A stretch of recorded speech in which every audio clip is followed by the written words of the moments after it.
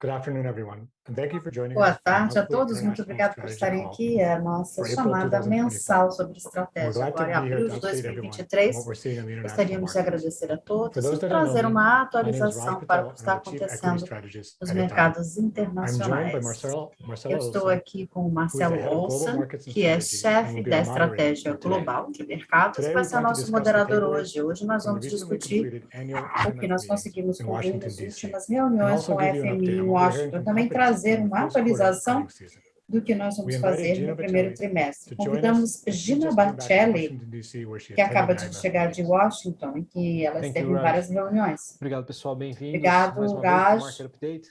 Antes só de começar, eu queria fazer um lembrete que a gente tem os dois canais, em inglês e em português, com tradução ao vivo e simultânea. Deve estar na parte de baixo da tua tela. Então, vamos fazer um pouquinho em português, um pouquinho em inglês, mas o canal que você tiver clicado, você vai escutar na língua selecionada. Então, Raj, muito obrigado pela apresentação. Como você comentou, eu vou moderar a discussão aqui hoje e aproveitar que a Gina, nossa economista-chefe, esteve recentemente na reunião do IMF em Washington e a gente consegue escutar um pouquinho dela, o que aconteceu, quais são as discussões que estão acontecendo entre todos os bancos centrais, policymakers e outros reguladores.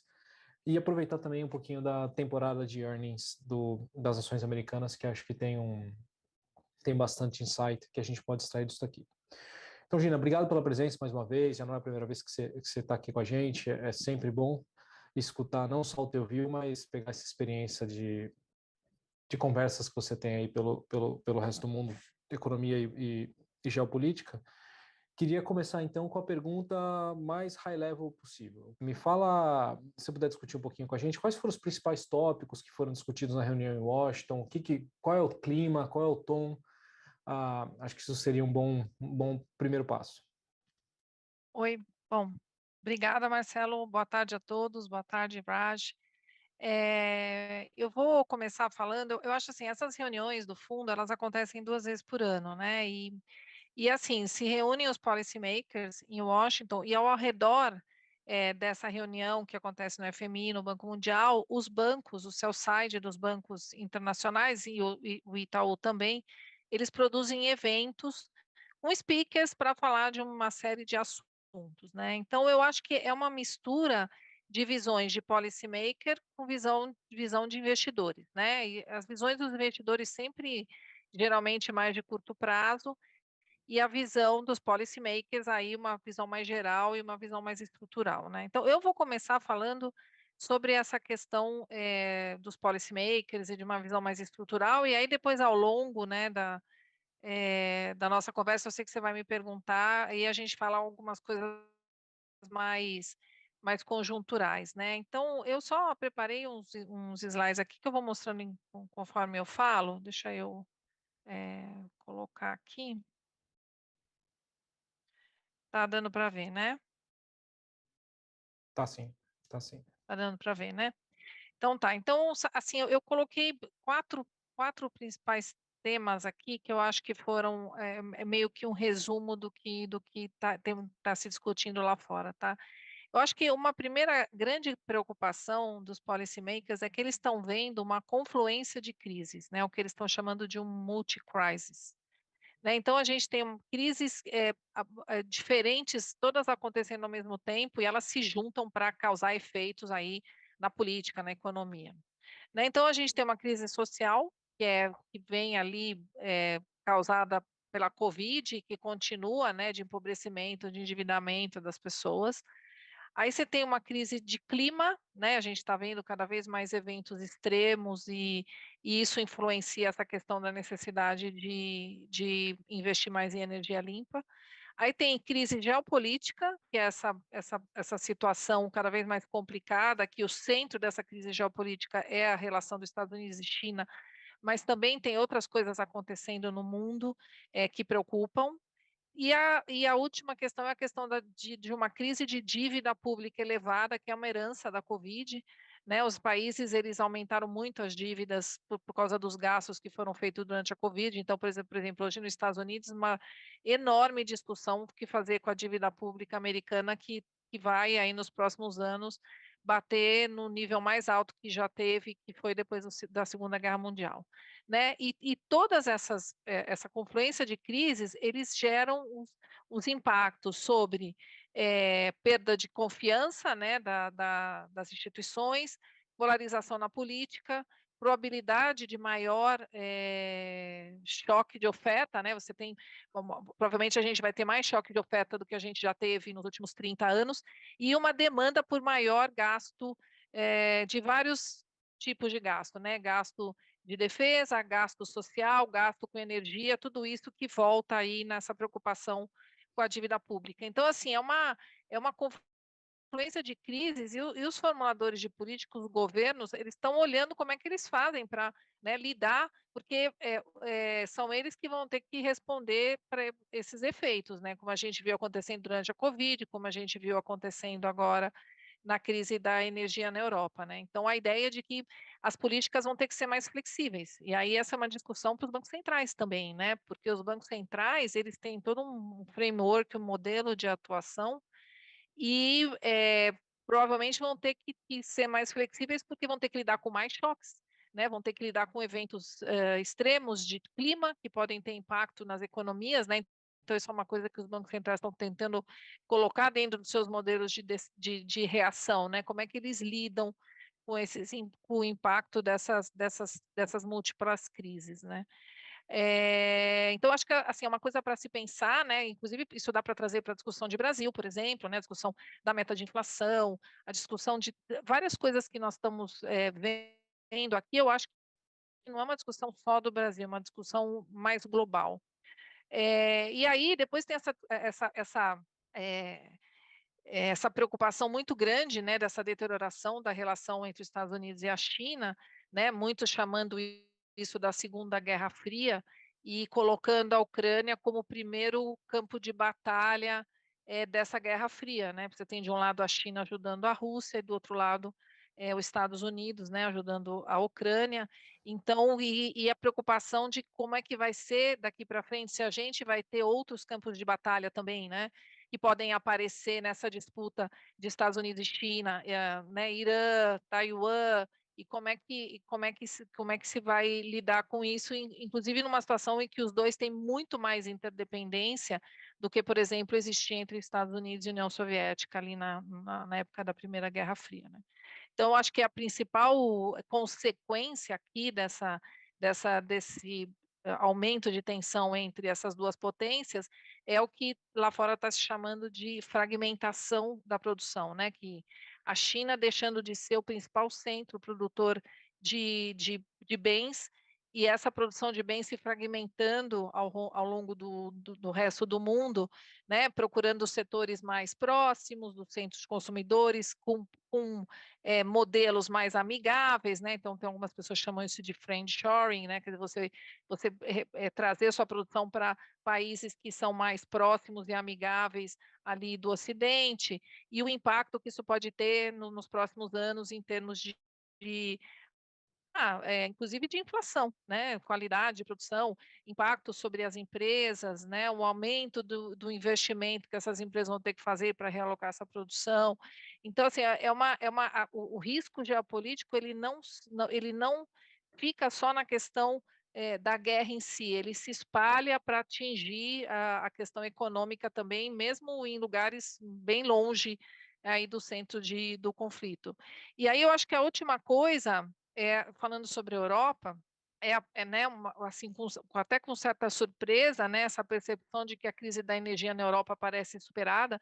Eles conseguiram substituir muito rápido, né, toda a importação que eles tinham de gás e petróleo da Rússia, e como a Rússia também, né, aqui um parênteses, sofreu muito menos do que qualquer um imaginaria com todas as sanções, porque conseguiu redirecionar sua produção, principalmente de petróleo, para vender, e aí vendendo na China, na Índia, na Ásia, né? Então, quer dizer, o mundo bem mais complicado, essa relação, né, mundial bem mais complicada do que a gente via ali até 2019, né?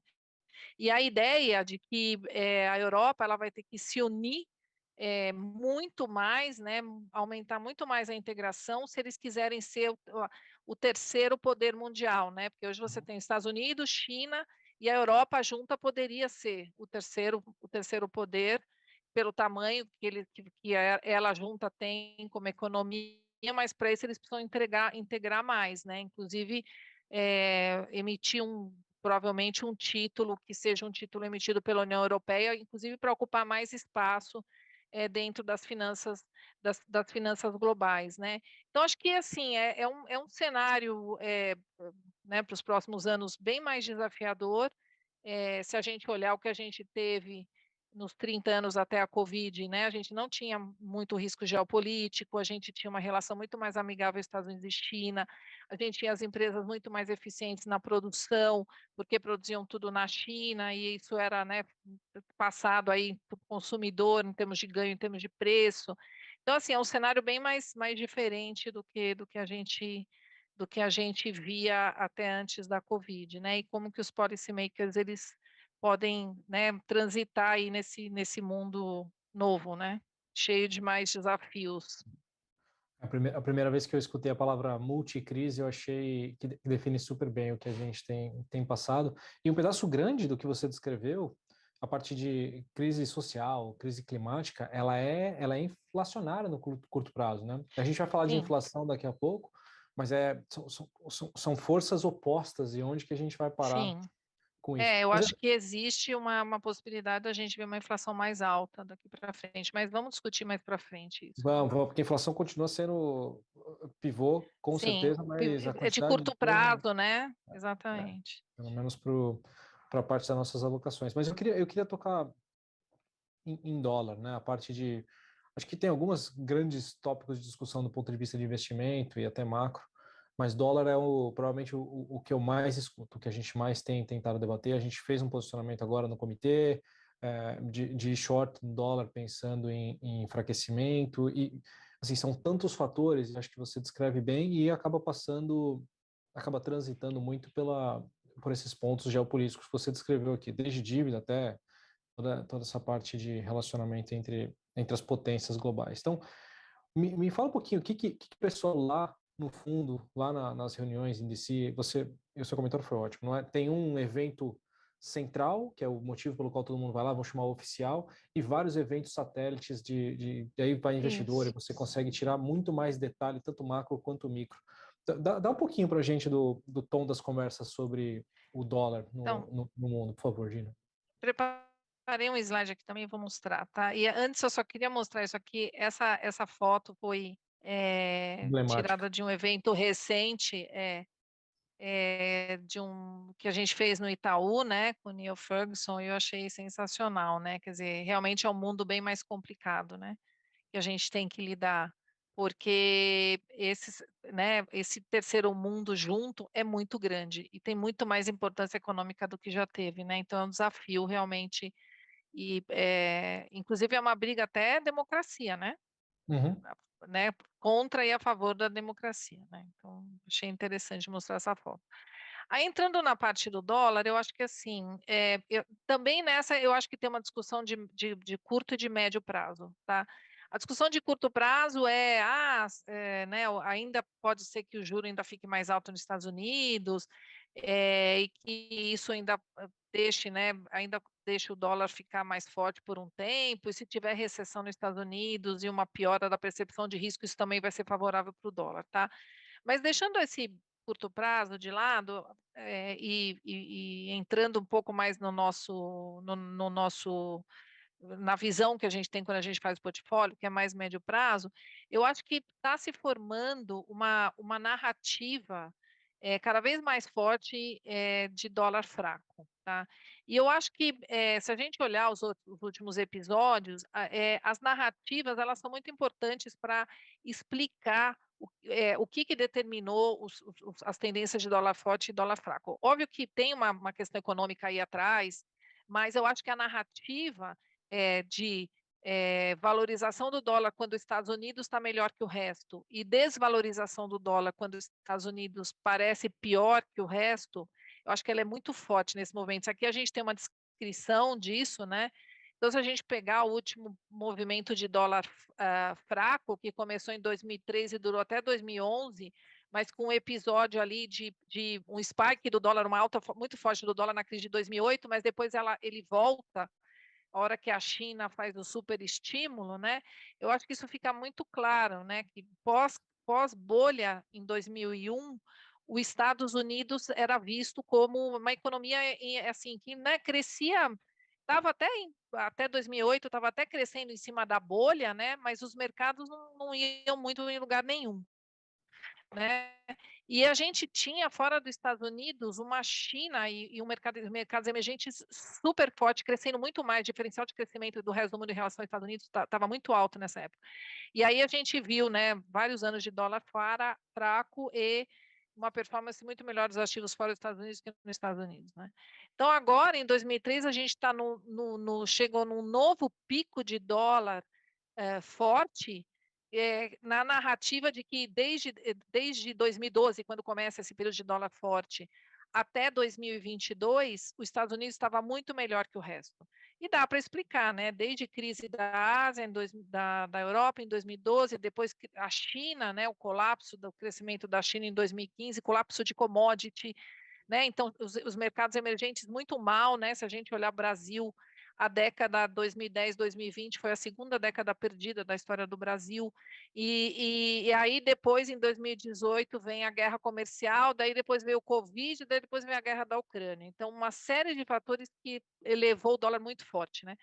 E aí, nesse pico, começa a formar essa narrativa de dólar fraco, né? Então, a ideia de que, olha, realmente, né, os ativos nos Estados Unidos talvez já tenham subido muito, política monetária vai ficar apertada para controlar a inflação, política fiscal apertada, provavelmente a gente está vendo essa discussão do debt ceiling e a pressão para ajustar as contas fiscais, então isso pode afetar o crescimento, resiliência de mercados emergentes, que não estão sofrendo tanto com a alta de juros nos Estados Unidos, estão melhor, agora podem reduzir juros, recuperar crescimento, né? E é uma ideia de que talvez os excessos financeiros do juro baixo aconteceram todos nos Estados Unidos. Então, essa narrativa, não necessariamente a gente concorda com tudo, tá?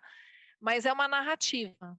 E eu acho que ajuda a explicar esse movimento que a gente está vendo no dólar e que está tendo efeito no real. Tá? Não estamos aqui para falar de economia brasileira, mas eu acho que essa valorização que a gente tem vista no real, ela já é um resultado desse mundo em que o dólar está começando devagarzinho a perder valor, né? Então, acho que tem essa discussão lá fora e eu acho que a última perna dessa discussão é a questão da desdolarização, né? A ideia de que, depois que os Estados Unidos interviu, né, fez as sanções contra a Rússia e se apropriou né, pegou todas as reservas, então outros países estão muito preocupados, ali China, né, os árabes, está todo mundo preocupado com os investimentos em dólar, então você teria um aumento do uso de outras moedas em detrimento do uso de dólar. Não que o dólar vai perder o seu papel de reserva de valor, não estou falando isso, não vai,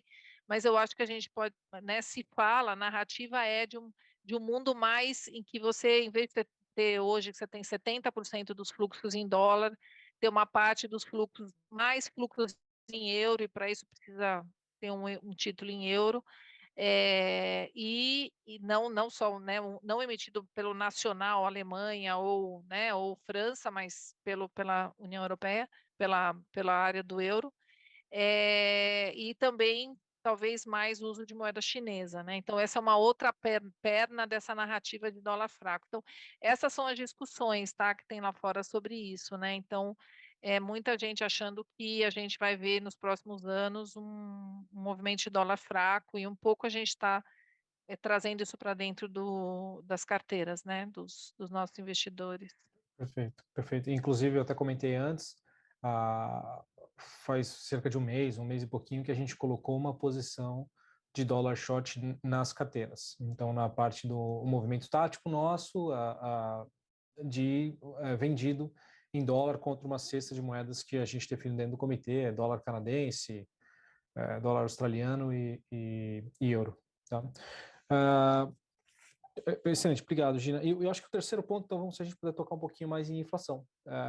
Por mais que, acho que esse foi o centro da nossa discussão nos últimos meses, com certeza, e aí tange política econômica e tudo que tem acontecido, valuation de ativos de risco, mas inflação ainda, por mais que talvez a discussão esteja enfraquecida um pouquinho, não deixa de ser um grande ponto de, não é chamar de preocupação, mas com certeza que rege a direção dos mercados e o que a gente está fazendo dentro das carteiras. Então, como é que Então, foram acho as que discussões de política econômica e a parte de inflação e preços de ativos lá nas reuniões que você participou? Então, eu acho que aí, claramente, você tem uma divisão entre curto e médio prazo, né? Então, porque assim, no curto prazo, o que a gente está vendo é uma desaceleração da inflação, né? Uma Quer colocar em reversão. modo de é, apresentação?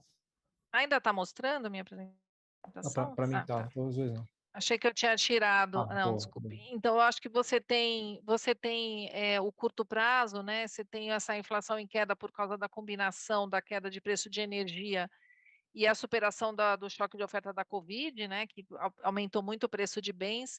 Então, isso está desinflando a inflação no curto prazo, né? Então, a gente vê claramente nos IPAs, né, os IPAs mostrando uma queda do preço da energia, né, porque é impressionante que, apesar de toda a sanção e tudo que a gente tem relacionado com a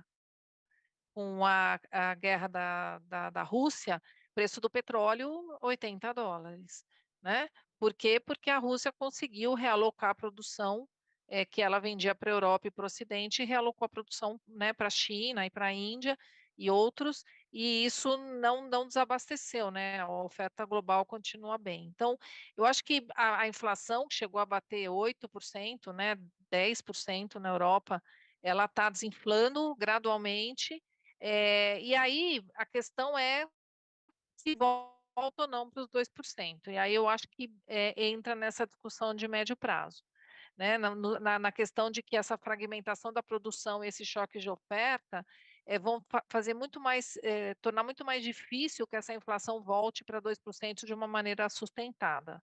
Tá? Eu acho até que a gente pode ver nesse processo de desinflação, de que a gente está vendo, alguma hora ali a inflação bate 2%, porque, né, você tem todos esses fatores que eu disse, né, o choque de oferta agora está funcionando ao contrário, né, você tem um excesso de oferta, porque as pessoas pararam de consumir tantos bens e voltaram a consumir mais serviços. Mas a questão é se isso é sustentável ou não. Eu acho que tem uma preocupação de que a inflação não vai ser tão baixa como ela foi, principalmente nos 10 anos depois da crise de 2008. Tá? A gente teve uma época ali, depois da crise de 2008, que, se você lembrar, a discussão dos bancos centrais era medo de deflação, Sim. porque as inflações não chegavam nem em 2%, que era a meta.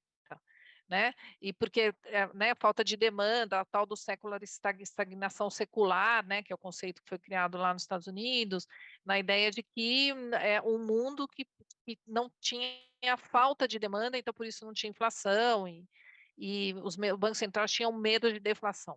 Eu acho que esses fatores de médio prazo, eles evitam que a gente volte para esse cenário. Inclusive porque essa discussão de que todas essas demandas para gasto, né, gasto de energia, gasto de defesa, é um aumento de demanda, né, no final. Então, e pelo lado da oferta, essa fragmentação da produção também vai fazer que a oferta não fique mais tão eficiente. Então, você tem uma combinação de fatores para a inflação ficar um pouco mais alta. Mas aí ninguém sabe quando mais alta e por quanto tempo também. Isso pode ser uma coisa temporária, até você resolver essas questões aí de oferta. Né? Então, acho que essa discussão é uma discussão importante para os mercados de renda fixa, né? Porque os mercados de renda fixa, de uma certa forma, ainda estão precificando que a gente teve uma inflação alta, mas nós vamos voltar para o status quo que a gente tinha antes de 2018, que os juros vão voltar a ser baixos e que a inflação vai voltar a ser baixa. Né? E aí a discussão que existe existe uma briga do mercado com os bancos centrais. Você vê o Fed fala claramente que não tem intenção de cortar juro. E os mercados, que é esse gráfico que está aqui embaixo, cada vez mais precificando corte de juro, né? Então você vê aqui, por exemplo, o Fed Antes, e agora essa crise que a gente teve dos bancos regionais só aumentou ainda mais essa incerteza sobre o que pode acontecer com a economia americana. Então, você tem antes da crise uma curva que tinha corte de juro, né? Isso aqui é o mercado futuro de juro básico americano. Então, tinha algum corte de juro ali no final do ano, e agora não, agora claramente o mercado acha que o Fed até sobe um pouquinho mais o juro, mas já começa a cortar no segundo semestre. E na Europa é interessante, né? Que o mercado também reprecificou a taxa terminal de juro, mas lá não tem corte de juros só em 24, não tem corte de juros em 23 ainda, isso aqui é 24 aqui no finalzinho, né? Então, assim, é uma discussão grande sobre a credibilidade do Fed, porque o Fed fala uma coisa e o mercado não acredita, né? Então, alguém está errado aí, e esse erro aí, alguém vai, né, vai sair com a credibilidade, né? Se for o Fed que estiver errado, acho que vai arranhar mais ainda a credibilidade. Se for o mercado, talvez vai ter que ter uma reprecificação aí. Então, eu acho que a gente está olhando tudo isso na hora que a gente faz os nossos posicionamentos, né? Então, hoje na renda fixa, a gente tem uma posição só, overweight, que é investment grade, né? Que é né, um overweight com um certo mais segurança. Uhum, uhum.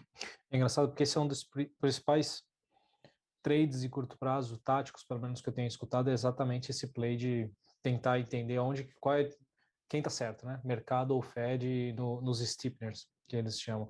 E um ponto que você ressaltou, que eu acho que é extremamente interessante, é a credibilidade do Fed ou de qualquer banco central tem um custo muito grande para a economia. Quanto menos crível, Credibilidade, né? quanto menor a credibilidade, acaba sendo muito mais custoso para eles, porque eles falam para fazer alguma coisa. Se a economia acredita 100%, a coisa converge exatamente onde ele falou, sem ele ter que colocar mais ou menos aperto monetário. Agora, eu queria... Pode falar, você vai fazer um comentário? Não é isso. Quer dizer, o Fed, ele tem que ser muito mais, talvez, hawkish, né, como eles falam, né, muito mais conservador do que ele gostaria para reverter esse certo otimismo do É isso mercado, mesmo. né? É isso mesmo. E ele Então fica arranhou mais realmente sua a política credibilidade. monetária fica mais difícil, né? É mais difícil e mais custosa. Então, É, esse é um ponto super importante. exatamente. E eu acho que ele deixou bem claro, o Fed, eu tinha algumas perguntas para o Raj, mas só antes de passar, que apareceu também uma aqui, eu tô com as perguntas aqui também no celular chegando, que é uma questão perguntaram sobre o aperto de crédito, né, o credit crunch, que é, primeiro o Fed deixou muito claro entre não atingir 100% a meta de inflação, ou pelo menos demorar um pouquinho mais, ou resgatar um pedaço da economia com a quebra dos bancos, tal, deixou bem claro onde ele iria se posicionar, pelo menos nos últimos eventos mais recentes que a gente teve.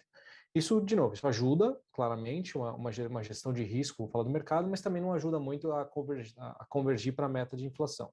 Então, agora o mercado fica esperando o que vai acontecer primeiro. Ninguém acho que não tem. O cenário base de ninguém é continuar quebrando o banco, acho que isso não está no cenário base das pessoas. Ninguém mais acha que o Fed vai subir necessariamente a taxa de juros até 6, ou 6 e pouquinho, acho que é muito mais no que está agora, talvez uma alta, uma acima, Sim. para cima ou para baixo, mas é um monitoramento em cima de housing ou real estate como um todo, né? E a parte do aperto de crédito, principalmente no aperto de crédito, do jeito que veio a pergunta, é um dos pontos que o mercado tem enxergado bastante. Como é que, eu não sei se lá, ou até via comitê, Gina, quiser discutir um pouquinho do aperto de crédito, alguns Não, eu segundinhos? acho que lá teve muita discussão sobre isso, né? Eu acho que ficou muito claro, inclusive o Roberto Campos falou, né, do Brasil, que os policymakers, eles veem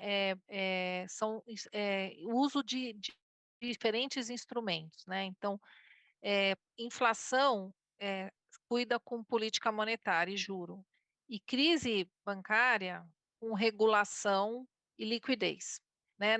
Não dá, não dá para misturar os instrumentos, porque se há um problema de liquidez e você tem uma corrida bancária, não adianta baixar o juro, não é isso que vai resolver. Então, você tem regulação e liquidez. É óbvio que pode ter uma contaminação entre os instrumentos a partir do momento em que essa crise ela se torna uma crise sistêmica e afeta a economia, que é o que aconteceu em 2008. Então, em 2008 a gente teve uma crise sistêmica de liquidez que não foi bem cuidada, e aí né? Isso se transformou num evento de grandes proporções, e isso contaminou a economia, e aí a política monetária teve que reagir. Mas só reage a hora que contamina a economia, não reage antes. Antes você tem essa separação de instrumentos, né? E aí é que vem a incerteza de como, porque o Fed só vai reagir a hora que ele vê a contaminação, né? Do crédito para a economia num modo muito pior do que ele estava esperando. Porque eu acho que com alta taxa de juros já se espera uma redução de crédito. A questão é se essa crise dos bancos regionais ela aumentou muito a proporção deste aperto de crédito que já era esperado. E eu acho que assim o consenso lá é que como os bancos regionais eles são muito importantes em alguns tipos de crédito, principalmente de crédito imobiliário residencial e comercial, vai ter um impacto econômico que vai aparecer ali para o Fed, e que este impacto econômico provavelmente vai substituir algumas altas de juro que o Fed estava disposto a fazer e não vai precisar fazer. Então, se você pegar aquele gráfico anterior que eu mostrei, estava lá falando que talvez o Fed Funds foi para 5,5, 5,75, né, que é o juro básico americano. Hoje já não se fala mais, porque já se fala mais 5, 5,25, talvez 5,5, porque uma parte do aperto que o Fed ia fazer vai acontecer por causa dos bancos. Então, isso já é meio consenso. Mas é maior que isso ou é menor? Ninguém sabe. Então, isso é uma grande incerteza, porque se for muito maior que isso, como tem gente falando que é de grandes proporções, né? Que é uma coisa que eu não concordo, aí a reação do Fed vai ser diferente, porque quando aparecer, ele vai ter que reagir. E um pouco o mercado de juros lá, aqueles cortes, tem a ver com isso. Que né, um pouco essa crise de crédito ela aumentou o risco de recessão. É verdade, aumentou. Então, um pouco ali no mercado, se eu tiver né, apostar entre vai subir mais o juro ou vai cair, as apostas estão mais para vai cair mais por esse lado, né? Acho que é uma administração de risco ali. Mas a contaminação só existe, né? Você só vai usar o juro a hora que este lado aqui dos bancos afetar demais a economia. Então, 2008 foi aquela crise de grandes proporções que a gente fez. Então, hoje existe um consenso que essa crise não tem muito longe do que foi 2008. Não tem comparação. A economia bem menos alavancada, os consumidores estão melhores, as empresas estão melhores. Agora, os bancos regionais talvez vão ter que rever modelo de negócio, né? Vai passar um longo período de ajuste, né? E talvez regulamentação, foi o que você falou, que vamos quebrar bem os Não, dois eu acho mundos. que eles vão ter mais regulamentação, claramente, e aí eu acho que a próprio questionamento do modelo de negócio vai ter mais regulamentação, né? Como é que Uma gestão de liquidez diferente. Mas gestão de liquidez, exatamente. Enquanto isso Mas cruzar para o então, mundo assim, macro, política de banco, política monetária fica um pouco aguardando, só vendo os efeitos de economia. É uma exatamente, boa, porque hoje o Fed não pode reagir, ele não sabe qual é o impacto, né? Não dá para ele já reagir. Vai esperar um pouco para ver. E ninguém sabe também se acabou, aparentemente acabou, mas a gente ainda tem visto alguns eventos mais que o mercado ficou mais preocupado. Então, assim, eu acho que a gente está. Uma das coisas que, quando eu falei que política de Banco Central tem que ser mais flexível, uma grande discussão sobre guidance. Porque como é que você dá guidance, né? Guidance é assim, você guia o mercado sobre o que você quer fazer nesse mundo de tanta incerteza. Difícil, né? Bem difícil. Difícil dar guidance. Então, o Banco Central está falando, eu não quero cortar, não quero cortar, não quero cortar, mas se no final a crise for muito pior, ele vai ter que cortar. Então, é melhor falar ou melhor não falar? Essa é uma discussão também que existe lá fora. Então. Perfeito, perfeito. Raj, not only the economy class, but also Portuguese class. Exactly. Aula de português, aula de economia, foi ótimo hoje aí com você, Raj. Tem uma coisa, muito obrigada, Gina. Obrigado. Com relação às informações do FMI, nas reuniões que nós tivemos no fórum todo em Washington, mas também podemos ter aí muitos insights ou informações acerca das empresas, especialmente quando eles estão publicando seus resultados e esse tipo de coisa vem aparecendo.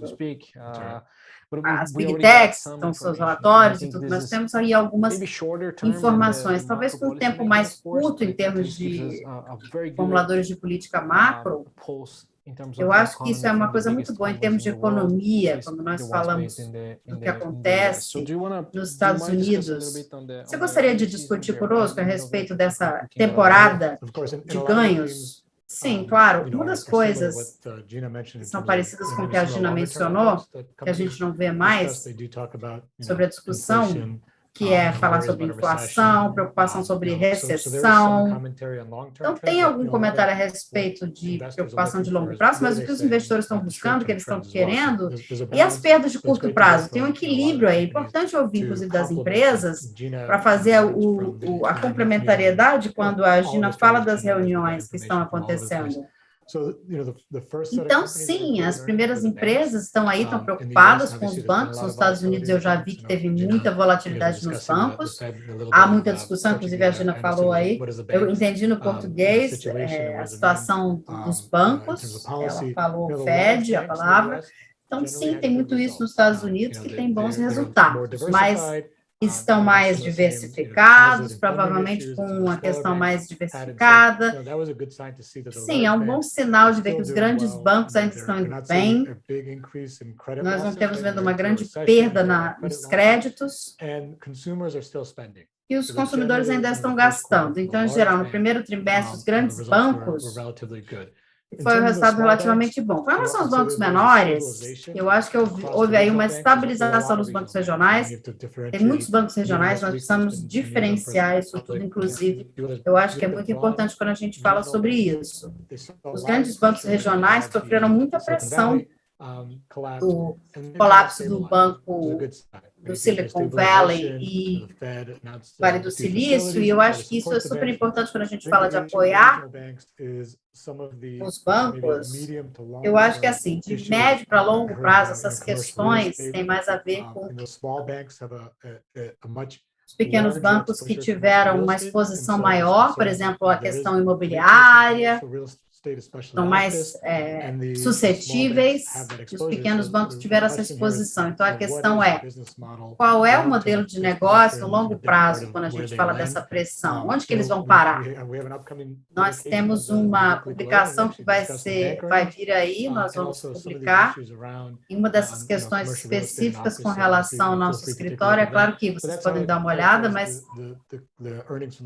os créditos dos bancos, os rendimentos dos bancos, eles estavam buscando alguma recessão, mas o governo Biden ainda estava esperando recessão, nós sabemos disso. O Bank of America também fala muito sobre essas discussões, sobre como nós vamos ter que buscar discutir essas coisas. Muitas dessas empresas ainda estão preocupadas com relação à recessão no segundo semestre, mas sim, sem dúvida. Os depósitos, a discussão dos depósitos, dos rendimentos advindos dos depósitos ou fluindo dos pequenos bancos para os bancos maiores? É uma questão, sim, houve um assunto discutido sobre isso, que pode ter uma grande influência nesse sentido, com relação aos pequenos bancos, eles já viram essa influência, mas em alguns casos nós vimos essa estabilização. Em abril, nós vimos os influxos desses bancos regionais, não é agregado, claro, mas tem muita discussão que precisa acontecer. É claro, nós temos que analisar toda uma gama e verificar quem tem pressão maior para depósito, quem tem menos pressão, como a coisa funciona, como que vai funcionar. Todo tipo de coisa que vai estar aí disponível. Agora, com relação com outras questões com relação aos bancos, obviamente a tecnologia e o crescimento são questões muito importantes quando a gente fala da S&P. Já vimos alguns resultados mistos, nós já tivemos discussões específicas de relato sobre o Netflix, por exemplo, e a Tesla. Provavelmente são as maiores decepções das ações deles, porque o preço de corte coloca pressão sobre receitas das margens da Tesla. Isso leva ao deslocamento do share price da Tesla. E assim, do lado positivo, como a Microsoft, que ontem acabou de relatar que os resultados especialmente com relação aos negócios que mais cresce, vai continuar a ficar mais fraco. Eu acho que vocês já viram o pior dessas situações. Eu acho que vocês podem começar a ver uma questão que vai melhorando. Então, a Microsoft está conseguindo aí o benefício dessas tendências. Então, eu acho que esse é o tipo de tendência que, em termos de crescimento e tecnologia, a gente precisa pensar nesse sentido. São tendências que estão fora de outros setores e que eu queria falar, por exemplo, da UPS, uma das maiores empresas de entrega do mundo, e eles estão gastando aí, estão tentando reduzir, então, você pensa sobre a discricionariedade do consumidor, você fala que a Amazon, que vai fazendo as suas entregas e remessas diariamente, tivemos uma reunião sequencial, janeiro foi bom, março ficou bem mais fraco. Então, assim, a UPS tem outras empresas de transporte, de caminhão. Teve um impacto, a gente não pode negar o impacto que teve. Como a UPS mencionou, isso está confirmado. Houve um gasto maior sobre serviços, seja viagem para restaurante, sei lá o que foi.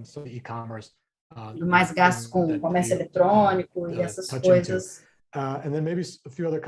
Também outros comentários que eu queria fazer sobre habitação. Não só mercado imobiliário, mas a habitação melhorou muito do nível mais baixo. Habitação, juro para habitação, teve uma aceleração rápida, a demanda de habitação diminuiu. É como um choque de consumo, pessoas pararam de comprar habitação, 5%, 6%, mas nos último trimestre, nos Estados Unidos, nós estamos vendo a demanda voltar a aumentar, o trânsito está melhorando, estamos conseguindo ver os consumidores que realmente estão comprando casas, eles estão mais interessados. Diferente do ano passado, que a coisa era mais crise mesmo. Então, todas essas coisas temos que ter um pouquinho de precaução, é claro. E aí, eu acho que isso é uma coisa importante quando a gente fala sobre o assunto. Um setor que nós seguimos, as ciências da vida, essas empresas como a Danaher e outras, assim como laboratórios farmacêuticos, cortaram um pouco seus gastos, é uma outra tendência.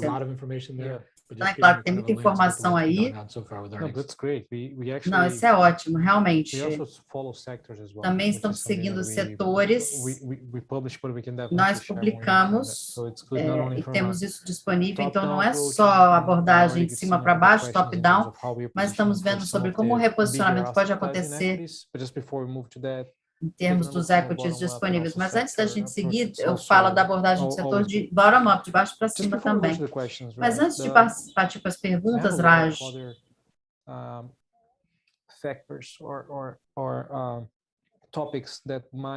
temos vários assuntos que podem influenciar o mercado agora. Eu queria saber a sua visão no curto prazo e no futuro próximo. A dívida dos Estados Unidos também ser uma dessas coisas.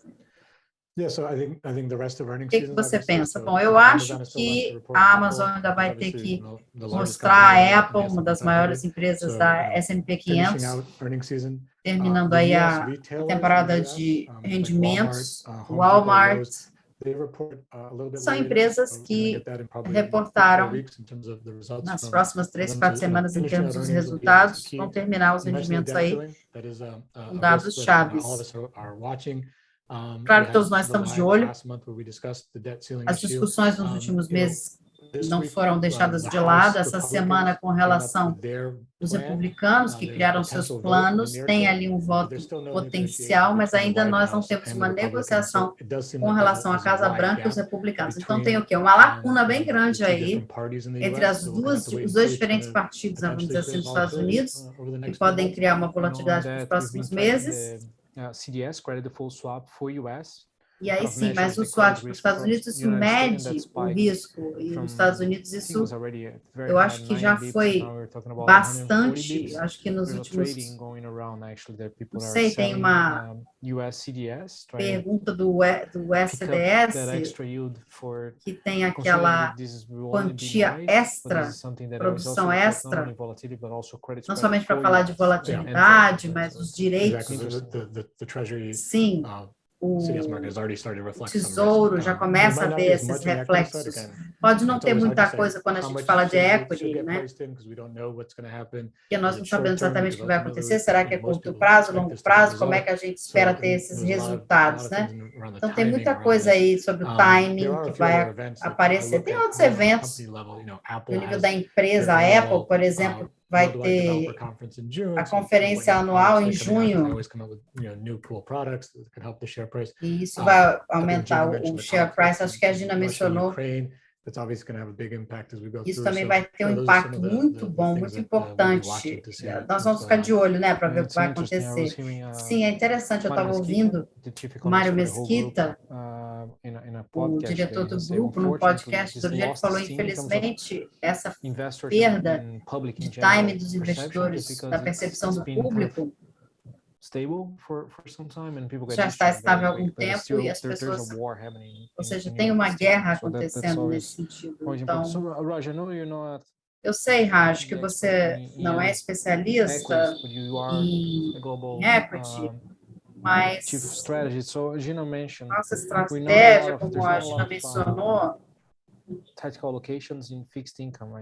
tem muita questão quando a gente fala de alocação em renda fixa, mas sobre os equities a gente tem aí que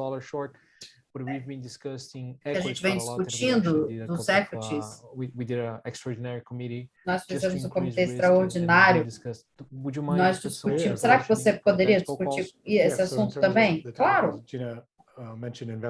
Bom, a Gina mencionou o investment grade nos Estados Unidos, que nós estamos sobrecarregados, sobreprecificados. Esse investment grade é uma área que nós vamos ter que falar também, a FX que você falou. E, por outro lado, também, nós temos os equities do mercado. Então, assim, isso volta ao que a Gina já tinha mencionado sobre o dólar, a desdolarização. Um dólar mais fraco é bom para os equities em mercados emergentes, com relação à mentalidade sobre um upgrade desses equities. Nós temos, não sei como é que você chama, assim, de curto prazo, um potencial, um aumento potencial do crescimento chinês depois da Covid. Então, existe um benefício de curto prazo, que você falar esse ano, a partir do crescimento da China, vai voltar ao normal.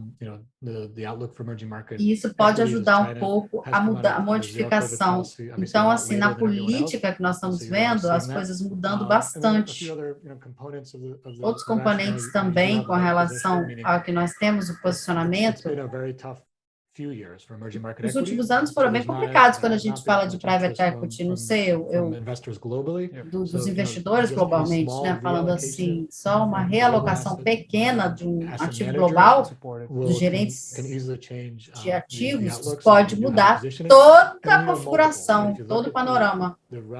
E quando a gente fala com relação ao resto do mundo, especialmente nos Estados Unidos, esse gap continua a ser grande. Então, esses são todos os fatores, eu acho que é importante tomar decisão para poder seguir adiante. Então, é claro que o Rodrigo Lopes é o perito especialista nessa área, e nós podemos falar com ele, quem quiser conversar com ele, com certeza ele vai responder aí aprofundadamente. E você nos Estados Unidos? Europa e Estados Unidos. Olha, tínhamos sim algum caminho para os equities europeus. 2021, quando começamos, até antes do conflito. Acho que foi verão de 2021, antes da guerra. Estávamos tentando entrar, esse ano ficamos muito neutros, tem muita volatilidade. Reduzimos um pouco o peso no final do ano passado, Tentamos aproximar a Europa novamente no final do ano. Há poucos meses nós neutralizamos, então agora estamos neutros com relação à Europa também. A Europa vai experimentar essa recessão, tentando não ser impactada no curto prazo a essa recessão. Então, é um bom sinal. Eles estão se beneficiando do que está acontecendo na China. Se você olhar a Europa, eles tinham uma exposição de exportação muito maior à China. Então, agora as empresas, se você olhar, as empresas de luxo na Europa agora estão com receitas melhores dos consumidores chineses. Os chineses já voltaram a viajar, já começaram a curtir aí nesse sentido, mas na Europa não estão gastando tanto com luxo. Então, a gente precisa ver a mudança do sentimento na Europa que se beneficia aí a partir desse dólar mais fraco. E é claro que é um bom movimento, digamos assim. É claro que temos muitas boas notícias, ainda temos alguma coisa, a Gina mencionou sobre a guerra.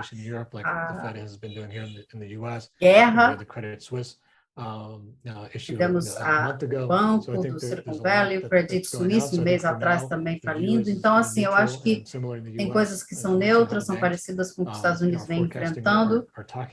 Eu acho que isso é uma questão importante quando a gente fala de recessão. Essa crise pode levar a uma desaceleração da economia, que é necessária, às vezes é bom para controlar a inflação, né? Não podemos esquecer isso. Estamos de um pouco de desaceleração, mas não muita. Tem que ser ali no tempo certo, a calibragem perfeita. E aí a gente precisa ver como é que o resto da Europa vai progredir. Você diria que com o próximo movimento dos Estados Unidos vai depender de quê? Eu sei que vários fatores. Muitos fatores. Mas quando a gente fala de risco, as pessoas que estão olhando os nossos movimentos, né? Nós, o mercado de equity, de renda fixa, nós conseguimos agregar o risco incrementalmente. Eu acho que sim, nós temos aí um progresso acontecendo. Eu acho que nos últimos meses, no último trimestre, eu acho que nós agregamos ao risco aí no final do ano passado, e nós falamos sobre um dólar mais fraco, sobre o que isso significa para ativos de risco realmente.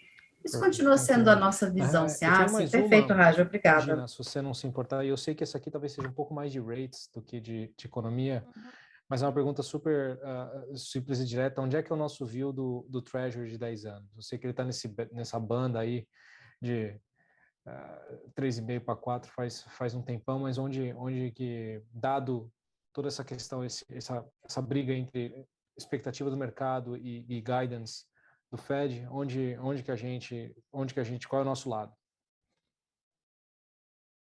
Eu acho assim, acho que aí também dá para dividir em curto e médio prazo, né? Eu acho que no curto prazo, eu acho que assim, o mercado está até sendo afetado um pouco por essa questão do debt ceiling.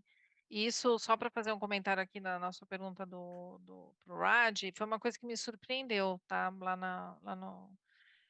na parte dos investidores, a preocupação que os analistas políticos, o mercado não, mas os analistas políticos estão bem preocupados com essa questão de debt ceiling, no sentido de que vai ser bem complicado achar uma solução ali, um common ground para resolver.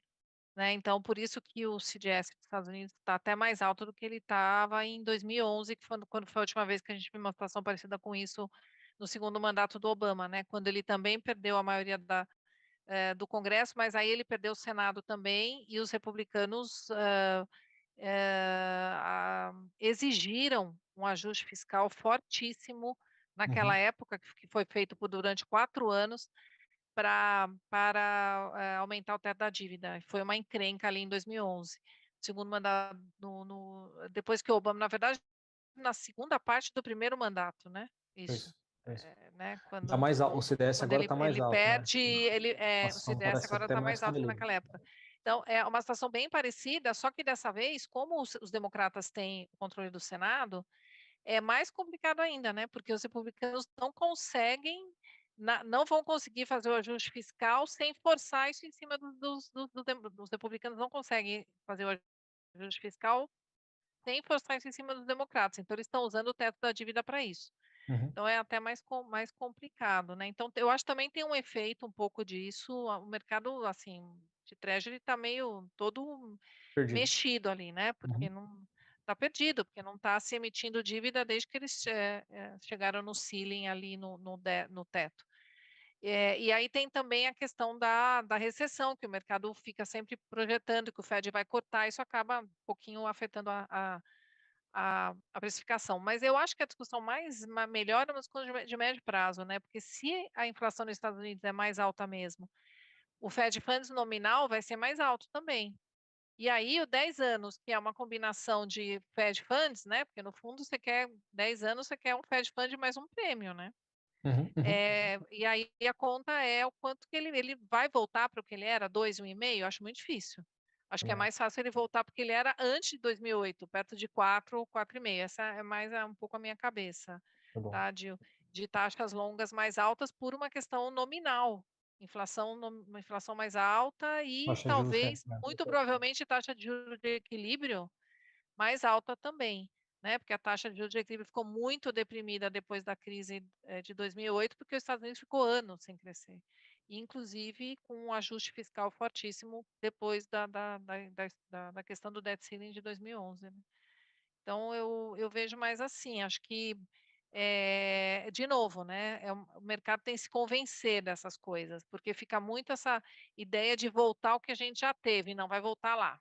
Coragem, né? Porque era assim, ancorou, vai voltar ao que era antes, só que é só um choque e vai voltar. Eu acho que a gente volta para uma situação diferente, essa tem sido minha cabeça. Tá? Perfeito, perfeito, eu concordo com você, acho que tem não foi nem que falar em ancoragem de expectativa de inflação, mas a ancoragem do cenário que a gente estava vivendo nos últimos 10 anos e todo mundo fica esperando, agora vai voltar, então vamos para aquele lado. Você sabe que é muito interessante que o Blanchard, que é né, na verdade não foi ele, foi o Larry Summers que criou essa coisa da estagnação secular, mas ele falou uma coisa que eu achei interessante num dos painéis que eu vi, falando assim, não, depois que passar todos esses choques, a inflação vai voltar onde ela estava. Quanto tempo vai levar? 40 anos. Vai levar anos. Sei lá. Ele fala assim, eu estou falando pós-choques, quando a inflação voltar para 2. E quem sabe quando isso vai acontecer, né? Então, assim, pode demorar muito tempo. Tá bom, essa foi a última que eu teve aqui, a gente está bem no horário também, quase 1 minutinho. Então, Gina, eu vou te agradecer. Raj, I want to thank you very much. Gina as well, thank you for joining us. Raj, também quero agradecer. Gina, muito obrigado, foi ótimo também com tudo que vocês mandaram para a gente. Gina, essa explicação, como sempre, muito boa. Raj, tudo que a gente falou e está melhorando, isso aqui tudo que foi discutido é uma conversa muito útil. Nossos clientes, agradeço a todos por estarem aqui com a gente. Muito obrigado, pessoal. Obrigada. Boa noite a todos. Boa noite, gente. Have a good night.